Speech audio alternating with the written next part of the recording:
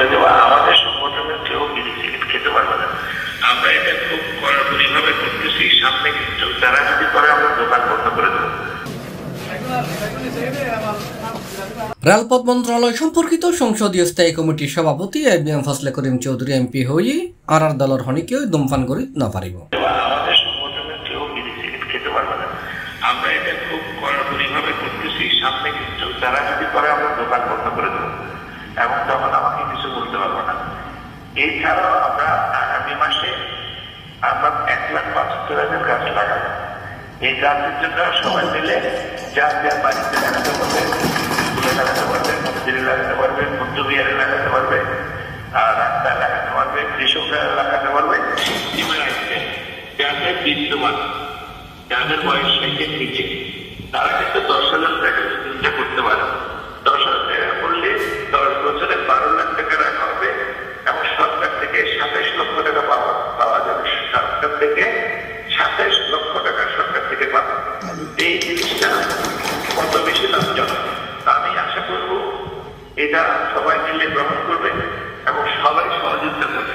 জুনের 18 তারিখ রাউজান উপজেলার হলদিয়াত হজরত ইয়াসিন শাহ পাবলিক কলেজ অডিটোরিয়ামত সেবামূলক সংগঠন উত্তরণের আয়োজনে ধূমপান বিরোধী বৃক্ষরোপণ, কৃষি জমি রক্ষা ও সর্বজনীন পেনশন স্কিমর প্রচারণামূলক সমাবেশত টেলিকনফারেন্সত প্রধান অতিথির বক্তব্যে তিনি এসব কথা হয়। অনুষ্ঠানত বিশেষ অতিথির বক্তব্য রেখে রাউজান উপজেলা পরিষদের টানা চতুর্থবারের মতো নির্বাচিত চেয়ারম্যান একেএম এহসানুল হায়দার চৌধুরী বাবুল। আমি মনে করি উনি এমপি হওয়ার পর থেকে রাউজানের যে গোলাগুলি, রাউজানের যে অশান্তি, রাউজানের যে মানুষের চিরজীবন, চিরদিন, চিরসময় সবসময় অশান্তিতে ছিল, সে অশান্তিকে দূর করে আজকে রাউজানের পরিবেশ করে থেকে শান্ত রাউজান।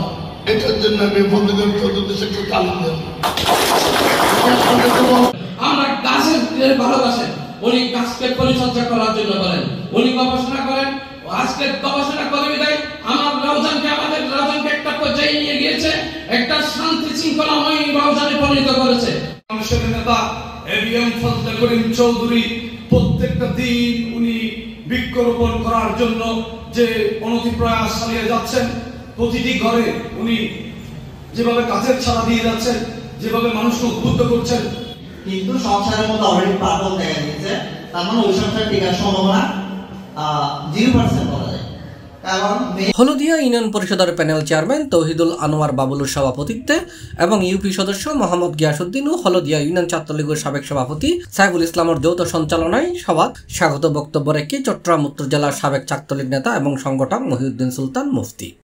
আরও বক্তব্য রেখে ইউপি সদস্য মোহাম্মদ আলী, মোহাম্মদ জসিমউদ্দিন, শিক্ষক তৌহিদুল আলম, ডাক্তার সৈকত দাস রনি, আইনজীবী আব্দুল্লাহ নোমান, হলদিয়া ইউনিয়ন ছাত্রলীগের সাবেক সাধারণ সম্পাদক ইমরান হোসেন চৌধুরী। আমরা গাছের ভালোবাসেন, উনি গাছকে পরিচর্যা করার জন্য করেন, উনি গবেষণা করেন।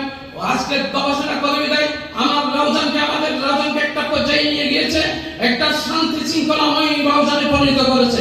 মানুষের নেতা এবিএম ফজলে করিম চৌধুরী প্রত্যেকটা দিন উনি বৃক্ষরোপণ করার জন্য যে অনতি প্রয়াস চালিয়ে যাচ্ছেন, প্রতিটি ঘরে উনি যেভাবে গাছের ছাড়া দিয়ে যাচ্ছেন, যেভাবে মানুষকে উদ্বুদ্ধ করছেন, কিন্তু সংসারের মধ্যে অলরেডি পাগল দেখা দিয়েছে। তার মানে ওই সংসার টিকার সম্ভাবনা 0% বলা যায়। এছাড়া সভাত অন্যান্যর মাঝে উপস্থিত আছেন মোহাম্মদ ফারুক, মোহাম্মদ জিকু, মোহাম্মদ শফি, মোহাম্মদ কুরশেদ, মোহাম্মদ জসিম, মোহাম্মদ গিয়াসউদ্দিন, মোহাম্মদ জয়নাল, মোহাম্মদ ইরফান, মোহাম্মদ হাকিম সহ কয়েকশো তরুণ, যুবক, শিক্ষার্থী, চাকরিজীবী, পেশাজীবী এবং সামাজিক সংগঠনের নেতৃবৃন্দ। সভা শেষে উপজেলা পরিষদের চেয়ারম্যান একেএম এহসানুল হায়দার চৌধুরী বাবুল সচেতন তরুণ যুবক লইয়েরে কলেজ প্রাঙ্গণত গাছর সারা রুই এবং আমিরহাট বাজারত বিভিন্ন গাড়ি ও দোকান পাঠানো সচেতনতামূলক স্টিকার লাগাই। C plus Chittagong.